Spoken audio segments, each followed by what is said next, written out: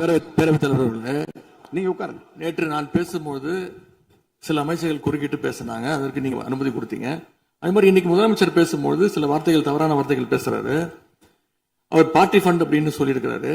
அவர் அமைச்சர் அந்த party fund எந்த பார்ட்டின்னு கூட சொல்ல தைரியம் இருந்தா சொல்லுங்க, நாங்க அதெல்லாம் ஃபேஸ் பண்ண தயாரா இருக்கோம்.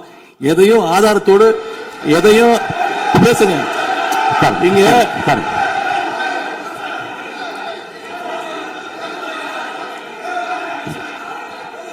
அது மாதிரி பேரவைத் தலைவர்களே, நேற்று நான் பேசி முடிஞ்சோடனே நீங்க அவை முடிஞ்சிருச்சுன்னு சொல்லிட்டீங்க.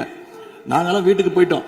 வீட்டுக்கு போய் டிவி போட்டு பார்த்தா அங்க இன்னொரு அமைச்சர் இன்னும் பதில் சொல்லிட்டே இருந்திருக்கிறாரு. அதற்கெல்லாம் நாங்க இப்ப என்ன பதில் இது, என்ன மரபு இது?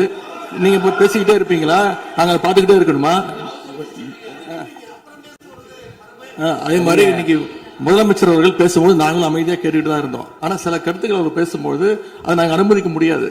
ஆதாரத்தோடு ஏதாவது பேசணும்னா, குற்றச்சாட்டுகள் சொல்லும் போது ஆதாரத்தோடு சொன்னீங்கன்னா அதை நாங்க ப்ரூவ் பண்றதுக்கு தயாராக இருக்கு.